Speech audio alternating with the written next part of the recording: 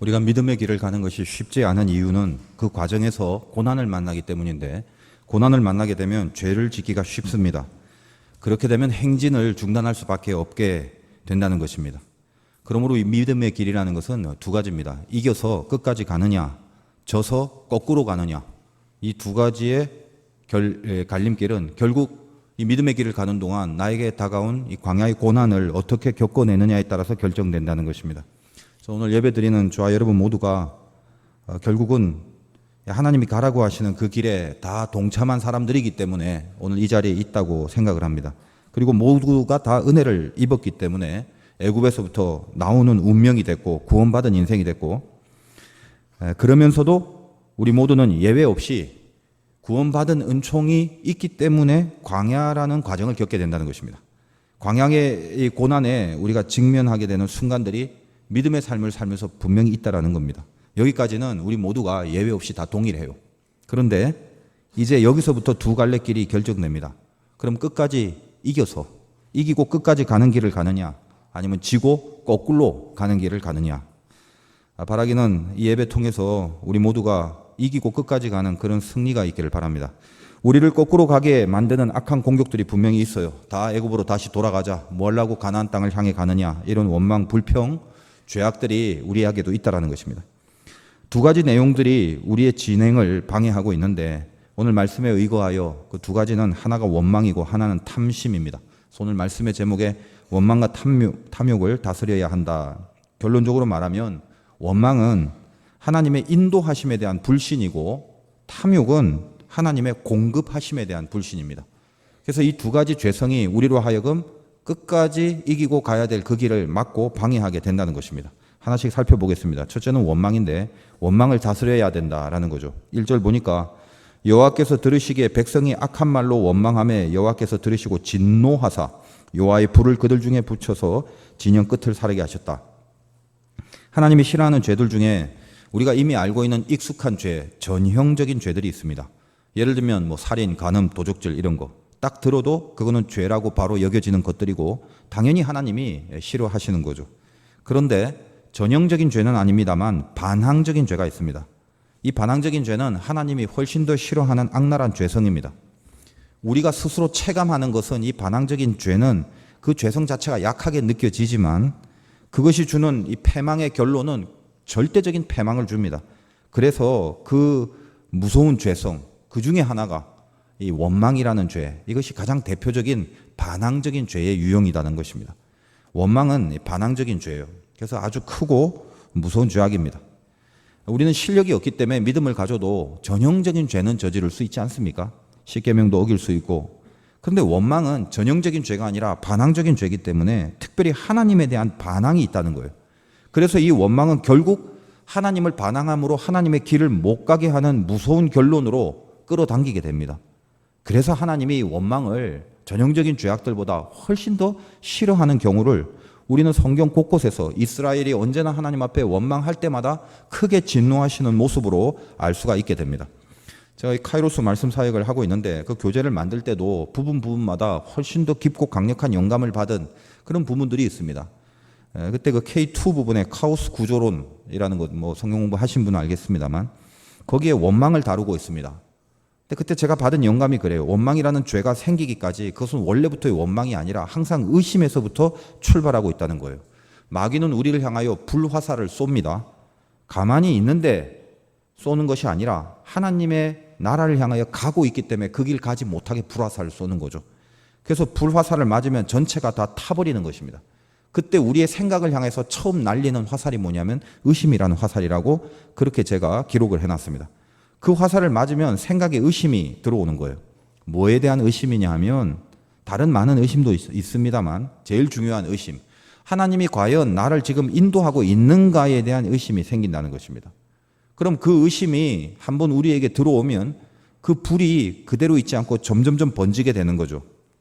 그래서 의심 다음으로 타올라서 미혹이 되는데, 미혹이라는 건 진짜를 보지 못하게 하는 겁니다. 우리 생각을 속여버려서 진짜를 가짜로 여기고 가짜를 진짜라고 그렇게 생각해버리는 멍청한 인간을 만들어버린단 말이에요. 마귀가 하와에게 다가갔습니다. 그래서 하와의 생각에 의심의 불화살을 쏩니다. 그러니까 하와는 지금까지는 선악과를 먹지 말라고 한 하나님의 말씀이 자기를 위한 것이라는 걸 알고 있었는데 그게 또 맞고, 그런데 의심의 화살을 딱 맞는 순간 미혹의 불이 번지게 되면서 아닌데 긴 것처럼, 긴데 아닌 것처럼 여기게 되는 거죠. 다시 말해서 미혹이 들어오는 순간 하와는 어라, 하나님이 이게 좋은 건데 나를 안 주는 거구나, 이런 멍청한 생각을 해버리는 것입니다.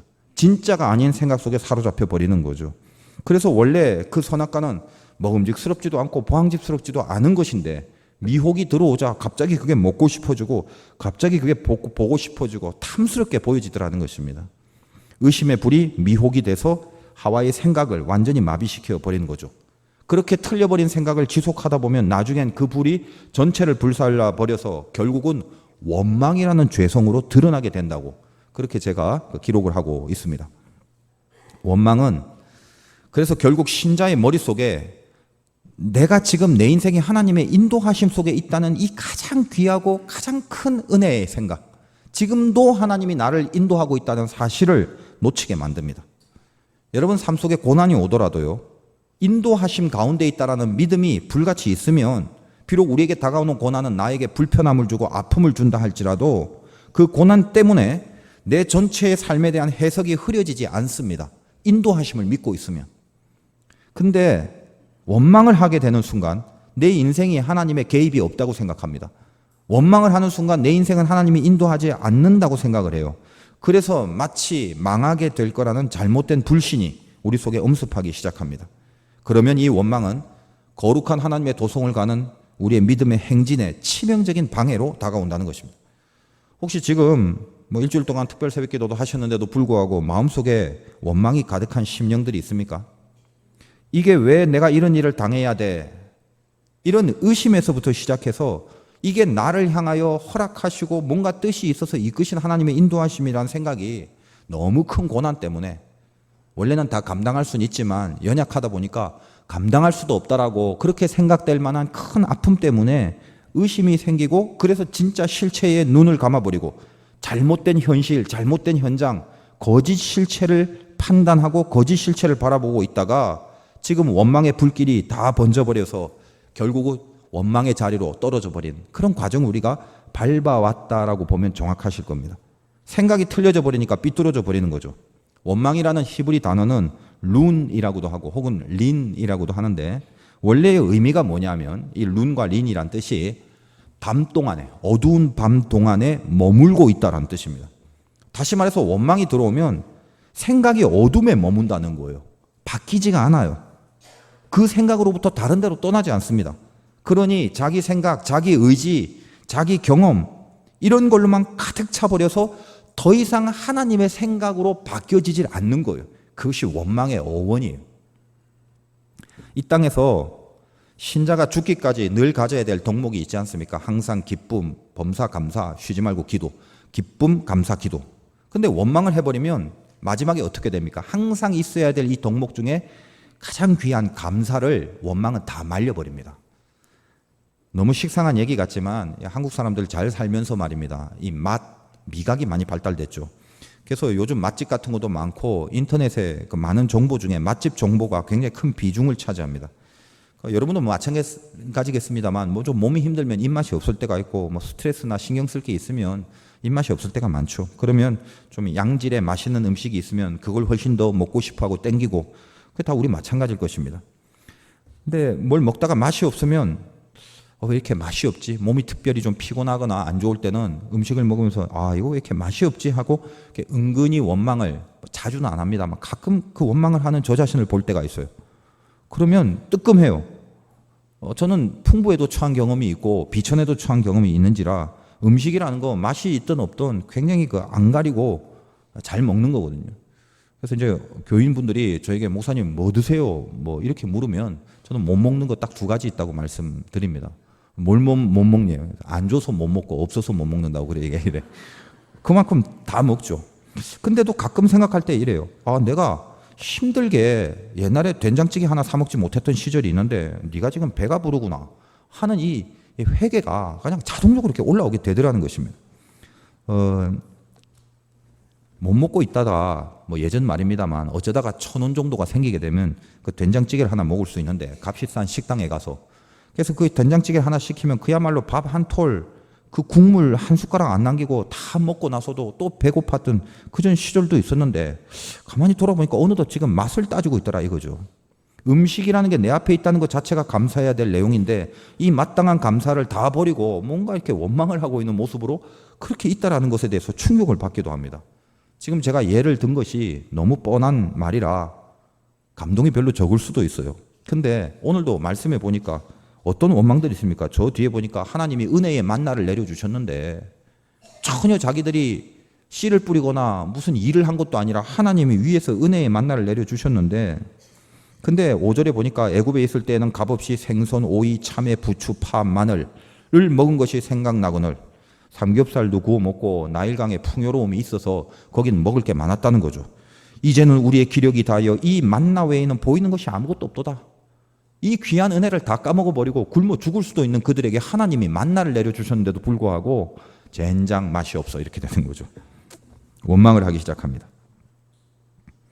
그러니까 지금 이 먹을 것으로 예를 든 게 너무 뻔한 거지만 여러분 살면서요. 이 동일한 얘기와 동일한 원리가 지금 내 삶 속에 원망으로 적용되고 있다는 것에 깨달음이 있어야 된다는 것입니다. 생각해 보세요. 지금 놓여진 상황과 처지가 매우 불만족스러울 때가 있다는 거예요. 그래서 내 속에서 불평, 원망이 나올 수는 있습니다. 근데 한번 생각해 보라는 거죠. 지금이야 어떤 이유든 어떤 인간관계든 어떤 사건 때문에 어떤 원망스러운 환경이 나에게 닥쳤을지는 몰라도 적어도 그 전에는 그 상황과 그 환경마저도 나에게 없어서 너무나도 그 환경과 상황을 목말라 했고 간절해 했던 때가 있었지 않습니까? 젊은 사람들도 있습니다만 공부하면서 진학을 해야 되는데 그냥 진학만 했으면 좋겠다라고 목말라 했는데도 진학을 하고 나서 세월이 흐르니까 그 진학을 주도하신 하나님에 대한 감사는 다 사라져버리고 내가 지금 이런 데 진학을 해서 이런 곳에 진학을 해서 이 고생인가 그러고 있다라는 거예요. 원망이. 그냥 어디든 취업만 했으면 좋겠다고 그렇게 간절해하고 목말라 했던 시절이 있었음에도 불구하고 어떤 회사에 들어가거나 일을 하게 되거나 이렇게 되면 세월이 흘러버리니까 내가 이런데 이런 직장에 와서 이런 고생을 하면서 이렇게 원망을 하고 있는 우리들 모습을 보게 된다는 것입니다. 앉을 데가 없어서 힘들게 서 있다가 예를 들면 새 의자가 하나 생기니까 이제는 그 감사가 사라져버리고 이 의자에 왜 쿠션이 안 좋냐고 그렇게 원망한다는 거예요. 물론 다 상대적인 느낌이라서 다 이해를 하고 뭐 그런 것도 사실은 무시할 수 없는 건 압니다. 그러나 우리가 한번 반드시 점검해야 될 게 있다라는 거예요. 지금 말씀드린 모든 예들은 너무나도 식상한 건데 우리는 이 귀하고 식상한 것을 얼마나 매번 놓치고 살아가는지 몰라요. 한번 점검해 보세요. 여러분 거기 가 있는 게 지금 당한 환경과 처지 그거 하나님이 한눈 팔고 잠시 졸고 계시다가 그 틈에 내가 하나님의 자녀인데도 불구하고 우연히 재수가 없어서 거기로 굴러 떨어진 겁니까? 서 있기 힘들다고 해서 눈물 흘리고 있어서 하나님이 의자를 주셨는데 그게 하나님이 주신 의자라는 감사는 하나도 안 하고 쿠션이 없는 의자라고 원망만 하고 있을 거냐 이 말이죠. 지금 오늘 이스라엘 백성들이 동일한 원망이라는 거예요. 그래서 한번 보십시오. 모든 원망은 하나님의 인도하심에 대한 믿음이 다 사라져버린 결론이라는 거예요. 어디까지 이끌어 왔는데 어떻게 바다를 건너서 그 재앙을 다 피해서 여기까지 데리고 왔는데 하나님의 인도하심에 대한 믿음이 완전히 다 사라져버렸다는 것입니다. 그래서 무섭다는 거예요. 이 원망의 결론이 너무나 반항적이라는 것입니다. 우리는 우리 믿음의 실력이 없다는 걸 잘 압니다. 그래서 지금 말씀드린 것이 머리로는 다 알고 이해는 합니다만 속에서부터 올라오는 원망과 불평을 한 방에 그냥 다 버려버리고 막 원망 따위는 얼씬도 하지 못하게 그럴 만한 실력이 우리에게 있지 않다는 건 잘 안다는 거예요. 그래서 오늘 적어도 오늘 말씀 가운데 이 본문을 통해서 여러분에게 하나님이 전하고자 싶은 하시고자 싶은 메시지는 약간 너무 쉽게 그냥 여러분 어떤 경우라도 절대 원망하면 안 됩니다. 원망은 큰 죄니까 확실히 원망을 잘라내세요. 이렇게 단순하게만 말씀드리려고 하는 것이 아닙니다. 오늘 이 메시지는 이런 거예요. 지금 혹시 원망할 상황이 있다 할지라도 신자라면 그것 자체에도 지금 내가 당한 그 처지 자체에도 그 환경과 상황 자체에도 하나님의 인도하심의 과정이 있다는 것을 믿고 감사를 반드시 하면서 속으로 올라오는 원망은 있지만 그걸 하나님이 딱 바라봤을 때 너 원망하는 인간이네 라고 판단하고 하나님이 너 원망하고 있잖아 라고 진단하는 빌미를 주지 말아야 된다는 것입니다. 하나님 앞에. 무슨 말이냐면 원망이 속에서 생기는 것까지 할 수 없잖아요. 마귀가 불화살을 쏴버렸는데 그래서 내 속에서 뭔가 이렇게 번져 오르고 있는 건 할 수 없잖아요. 근데 불화살이라는 게 어떻습니까? 맞았습니다. 맞는 건 어쩔 수 없는데 이게 불화살이라고 아는 순간 불이 번지지 못하게 끌 수는 있어야 되겠죠. 이게 올라올 때 전체를 불태우지 못하게 하려면 어떻게 해야 되냐 이 말이에요. 하나님은 우리로 하여금 너 원망하는 인간이다 라고 진단할 때 기준을 갖고 계신다는 말이에요. 뭐냐? 원망을 말로 표현하지 말라는 것입니다. 원망을 말로 표현할 때 하나님이 원망하는 사람이라고 지적을 하신다는 거예요. 오늘 1절 자세히 한번 보세요. 여호와께서 들으시기에 백성이 악한 말로 원망하며 여호와께서 들으시고 진노했다. 원망하며 진노했다. 그 백성이 원망을 했는데 뭘로 원망해요? 얼굴 표정으로 인상 써가면서 원망해요? 아니죠. 뭐라고 돼 있습니까? 악한 말로 원망을 했다. 말을 했기 때문에 여호와가 들으시고 들었기 때문에 진노하시고. 그러니까 이게 중요한 거란 거예요. 지금 하나님이 너 원망하잖아라고 판단할 때는 우리가 말을 하는 순간 그 말을 듣고 판단은 한다는 거예요. 아니 하나님이 우리 속을 몰라요? 다 아시죠? 지금 이 안에 원망이 끓어오르고 있다는 걸 하나님이 다 아신단 말이에요. 근데 이게 왜 중요하냐면 우리 마음속을 몰라서가 아니라 다 아시지만 우리로 하여금 하나님이 진노를 하는 죄성으로 판단하는 기준이 뭐냐 하면 마음에 있는 원망이 아니라 말로 표현해버리는 원망이라는 걸 알란 말이에요. 그래서 이 원망은요, 말로 표현하면서 완전히 원망이 돼버리는 거예요. 아주 중요한 부분이에요. 미국 사람들 욕할 때 몇 번 제가 말씀드렸죠. Jesus Christ, 예수 그리스도, 이게 욕이에요. Oh my God, 하나님, 이게 욕이라고 그랬어요. 이게 우리나라 말로 번역하면 제일 맞는 게 제가 좀 연구를 해봤는데, 젠장, 제기럴, 이거요. 근데 이 제기럴이란 말이 뭐냐 하면, 젠장맞을 이 말이에요. 젠장맞을. 그 젠장맞을이 뭐냐? 이 젠장이란 말이 제기 난장의 준말인데, 이 난장이란 말은 조선시대의 형벌 중에 사람의 신체 부위를 가리지 않고 머리든 팔이든 얼굴이든 무적배기로 그냥 때리는 그 고문과 형벌을 난장이라고 그럽니다. 워낙 잔인하다 보니까 영조 임금 때 이 불로 지지는 걸 낙형이라고 하는데 이것도 잔인하죠. 그래서 이 낙형과 난장 이 두 개의 형벌을 폐지했단 말이에요. 워낙 잔인하다고. 그래서 젠장이란 말, 제기랄 이런 말은 난장을 맞을 그 말입니다. 아니 내가 뭘 했다고 이런 심한 이런 말도 안 되는 모진 형벌을 받냐 이 말이죠. 결국 하나님이 인도하신다면 내가 왜 이 꼴을 당해? 그런 원망이 서려 있는 욕. 그게 미국 말로 Oh my God, Jesus Christ 이 말이에요.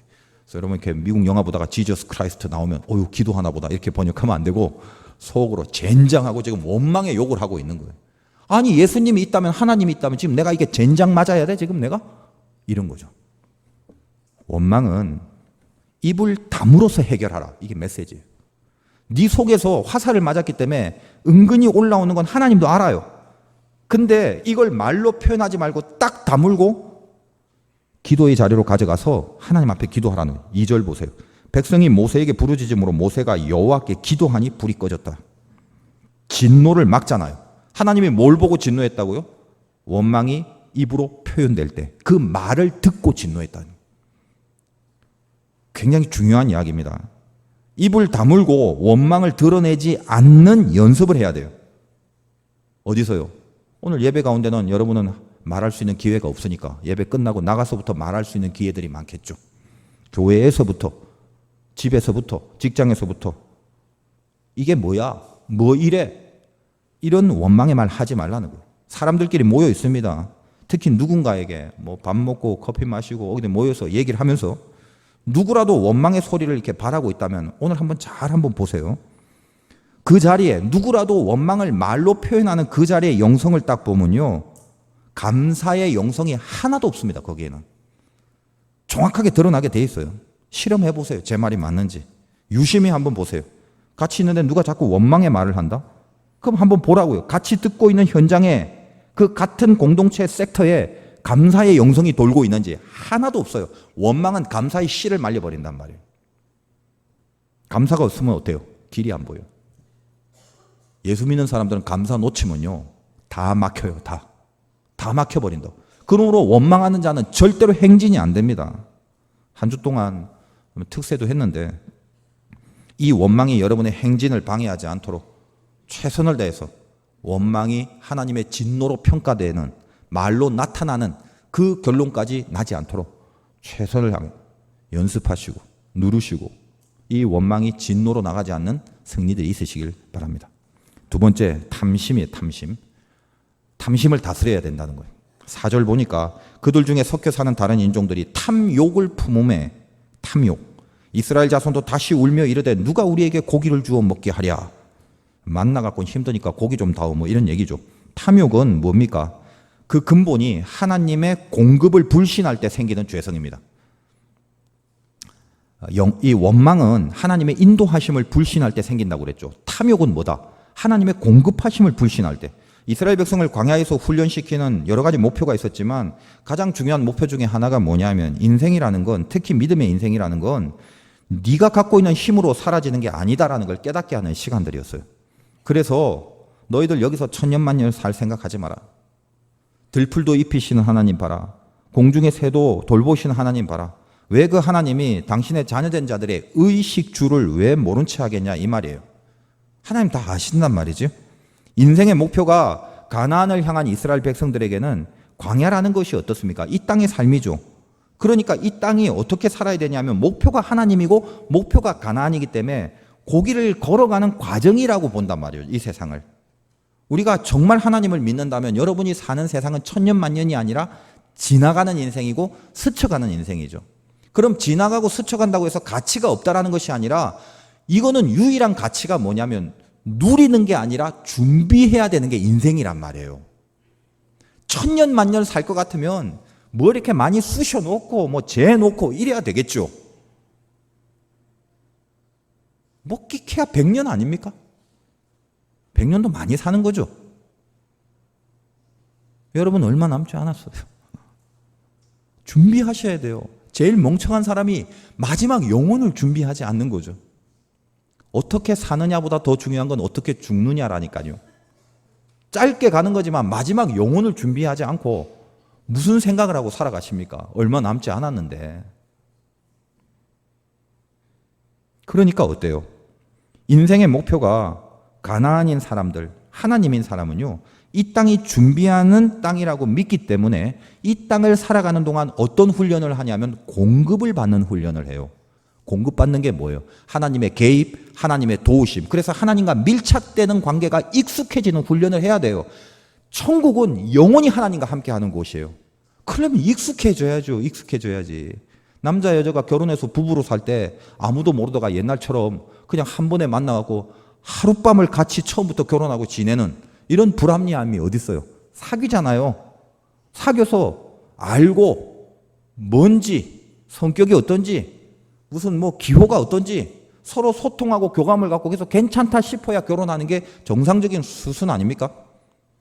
어떻게 이 하나님과 함께 하심과 하나님께로 공급받는 것이 그것이 어색한데 어떻게 천국에 가서 영원한 하나님과의 함께 하심에 익숙함을 누릴 수가 있어요? 말도 안 되는 소리죠. 이 땅에서 천국을 경험하고 이 땅에서 천국을 실험적으로라도 여러분 삶 속에 간증과 경험으로 확보해 놓지 않고서는 절대로 천국은 주어지지 않습니다. 이 광야는 그걸 훈련하는 거예요. 이 광야는 이 하나님과 함께하는 익숙함을 훈련하는 것입니다. 그래서 공급받을 수 있는 그 기회와 공급받을 수 있는 은혜 속에 우리가 들어가야 돼요. 마지막 우리의 궁극이 하나님이라면 그걸 분명히 믿는다면 이 땅에 공급받는 것 외에 탐욕이 있을 이유가 어디 있나요? 그 탐욕 갖지 말라는 설교는 수백 번 해도 머리로는 끄떡이는데 맞는 말이니까 탐욕이 사라지질 않죠. 왜 그럴까? 갈 때 갖고 가는 게 아닌데. 그래서 제가 생각할 때 탐욕은 죄성이란 말이에요. 머리로 이해를 되잖아요. 머리로. 갈 때 아무것도 없다고. 근데 마음이 탐욕을 지울 수가 없죠. 왜 그런 줄 아세요? 죄성 때문에 그래요. 죄성. 목표가 하나님 나라인데 만약 하나님의 나라가 목표가 여러분이 아니라면요. 천국이 목표가 아니고 하나님과 함께하는 게 목표가 아니라면 여러분의 목표는 지상밖에 없죠. 만약 지상이 목표라면 당연히 탐심은 들어옵니다. 왜? 이 땅이 끝이니까 이 땅에서 누리려고 천년만년을. 그러니까 탐욕이 중요한 거죠. 왜? 그걸 가지고 살아야 되기 때문에. 이 지상은 그거밖에 없기 때문에. 그러니까 붙잡으려고 하고 쑤셔 넣으려고 그러죠. 하나님이 공급하실 공간이 필요 없잖아요. 이 지상이 끝이라면. 4절을 보십시오. 다시. 그들 중에 섞여 사는 다른 인종들이 탐욕을 품었댔습니다. 탐욕을 누가 품었다고요? 그들은 이스라엘이죠. 이스라엘 중에 섞여 사는 다른 인종이 탐욕을 품었다. 이 섞여 사는 무리, 이게 뭐예요? 가나안이라는 목표가 없는 무리들이죠. 이 수많은 행렬 속에 애굽에서 나온 사람들 중에 가지각색이 있지 않겠습니까? 순전히 이스라엘 백성만 나왔나요? 400년 이상을 애굽과 같이 했는데 같이 술 마셨던 친구 동창도 있을 것이고, 그래서 어젯밤 고주망태가 돼서 아침에 일어나니까 우리 친구가 저기 가네. 그게 뭔지도 모르고 야 오늘도 술 마시러 가냐 같이 가자 해갖고 어떻게 까다 보니까 막 바닷물도 갈라지고, 그래서 같이 동참해서 갔더니 또 보니까 이거는 이스라엘 백성 속에 자기가 껴있는 거죠. 그 무리들이 다수가 있었어요.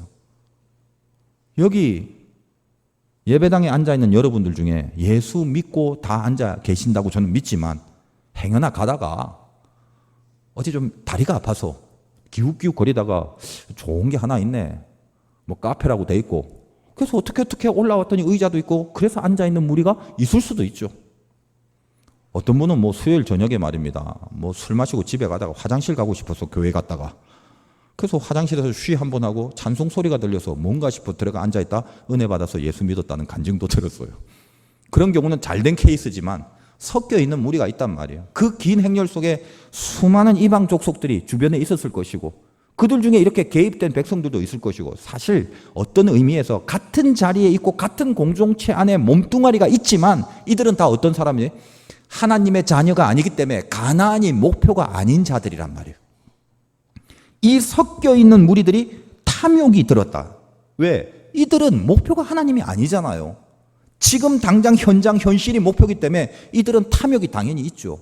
그래서 이 탐심과 탐욕을 막 바라고 있으니까, 그러니까 어때요? 중심의 목표가 하나님이 아닌 무리들이 이스라엘 중에 섞여서 마귀의 마음을 계속 심으니까 이스라엘도 영향을 받아서 4절에 이스라엘 자손도 다시 울며 이르되, 얘들은 울 이유가 없는데 같이 슬퍼하고 같이 울며 불며 내 거 없다고 녹두리하고 가진 거 없다고 녹두리하고. 그러니까 10절에 백성의 온 종족들이 각기 자기 장막 문에서 우는 것을 모세가 들으니라. 이러므로 여호와의 진노가 심히 크고 모세도 기뻐하지 않았다. 모세의 마음이 너무 슬픈 거예요. 또 일어나 또. 그래서 하나님 앞에 다시 기도하는 모습을 보이지 않습니까? 탐욕이죠. 하나님의 공급하심을 안 믿는 거예요. 그리고 하나님의 공급하심을 왜 안 믿어요? 목표가 하나님이 아니기 때문에 그분이 나에게 주는 것은 생각 안 하는 거예요. 이 주어진 현실과 광야가 공급받음으로 하나님과 함께함에 익숙함을 훈련하는 공간이라는 걸 하나도 생각하지 않는 거예요. 그냥 여기서 내 안에 움켜잡고 집어넣어갖고 오직 그거로만 살려고 하는 거. 이 땅이 전부기 때문에. 이 섞여 사는 무리들이 탐욕이 있는 거죠. 교회가 어떤 것입니까? 교회가. 신자가 어떤 겁니까? 하나님의 인도하심을 받아 누리는. 따라서 교회도 마찬가지예요. 여러분, 교회가요, 돈 걱정을 하면 안 돼요. 극단적인 말일 수 있지만 원리는 맞습니다. 얼마가 있느냐로 안심하는 교회, 절대 그것은 하나님의 교회가 아니에요.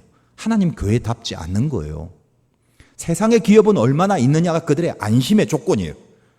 그러나 몸된 교회는, 하나님의 공동체는 얼마가 있냐로 안심을 하면 안 돼요. 뭐가 중요합니까? 얼마가 있냐가 안심이 아니라 하나님이 공급하실 수 있는 조건을 만들므로 안심해야 돼요.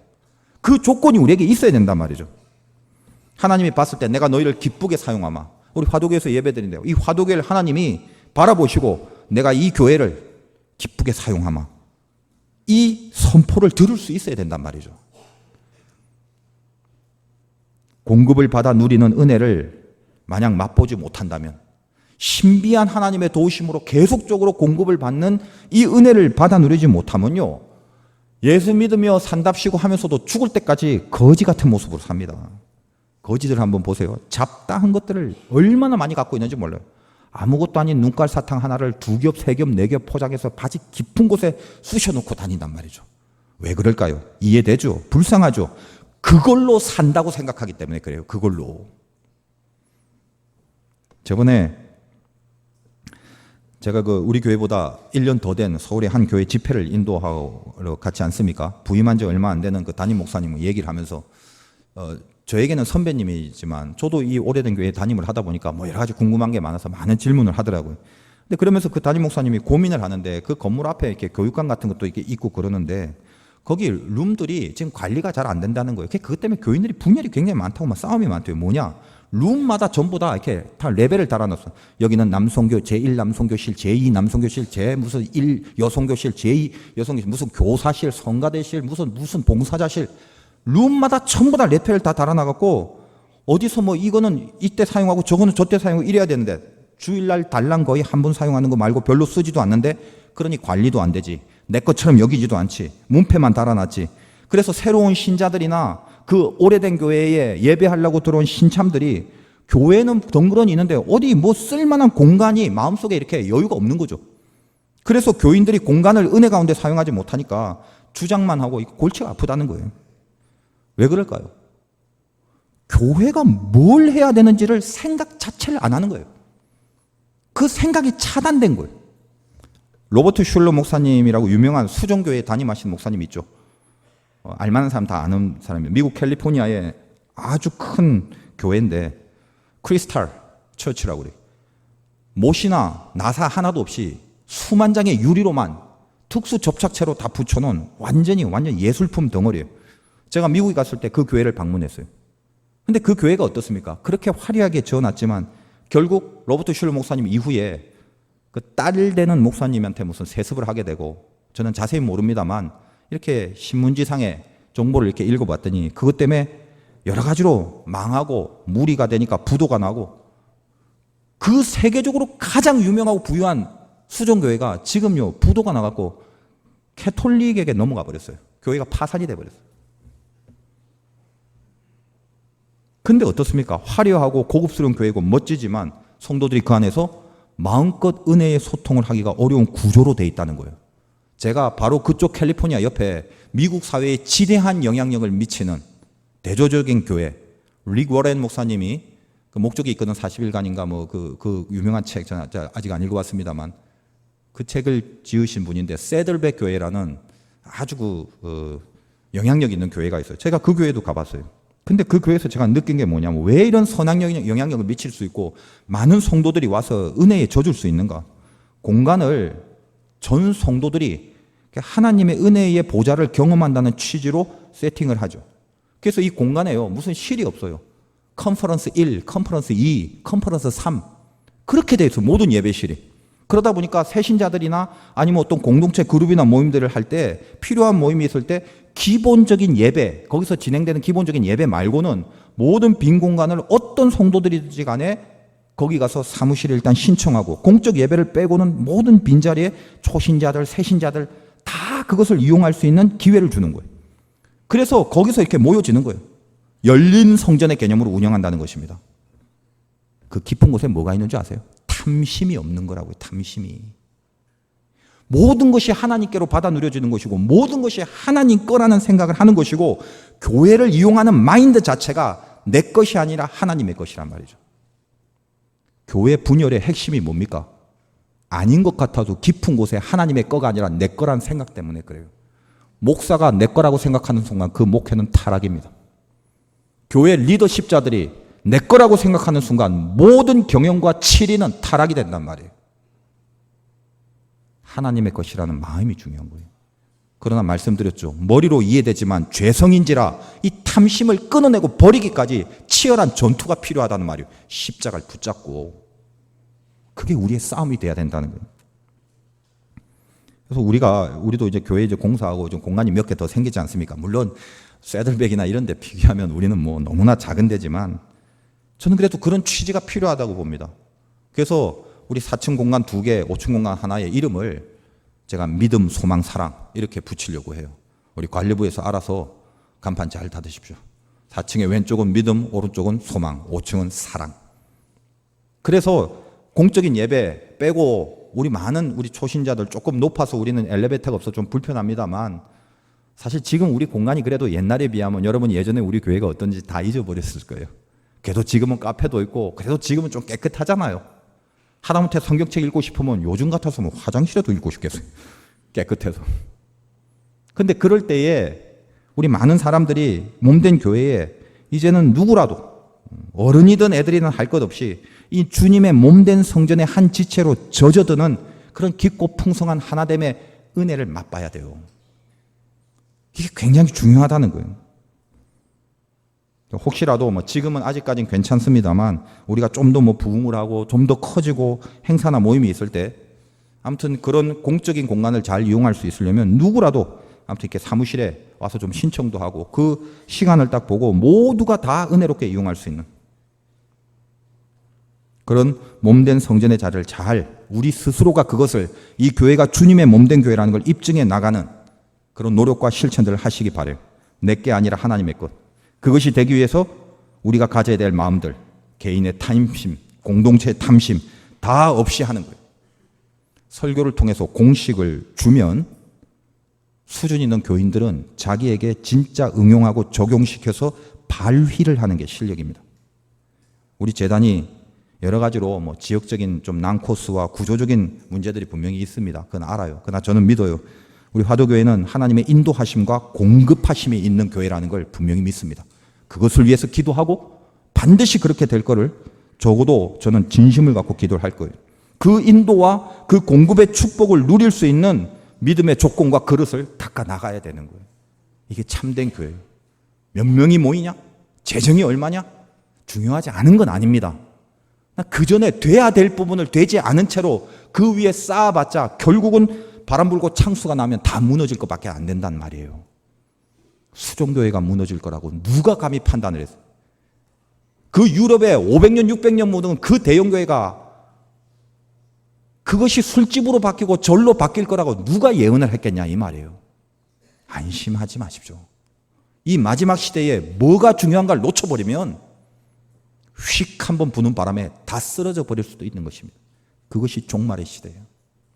진짜냐 아니냐, 양이냐 염소냐, 알곡이냐 가라지냐를 정말 걸어야 되는, 그걸 진짜 판별하고 분별하여 거기에 서야 되는, 회색지대가 다 없어지는 그 시대가 지금의 시대라는 것입니다. 여러분 인생 가운데 이 거룩한 행진을 하면서 반드시 내 안에 있는 하나님의 인도하심에 대한 불타는 확신, 공급받을 수밖에 없다는 그 공급을 사모하고 하나님의 공급 없이 나는 아무것도 아니면 나는 절대로 살 수가 없으며 하나님의 공급하심만이 내가 살아가는 길이라는 것을 고백하는 그 믿음이 있어야 우리의 진행이 가능하다는 걸 명심하시고 이 귀하고 신비한 공급을 누리는 우리 안에 원망과 탐욕 잘 다스려서 결국은 끝까지 갈 수 있는 승리, 그것으로 우리의 인생이 마감하기 위하여 우리 안에 가장 방해가 되는 원망과 탐욕을 주의 이름으로 다스리는 승리가 있으시길 주님의 이름으로 축원드립니다.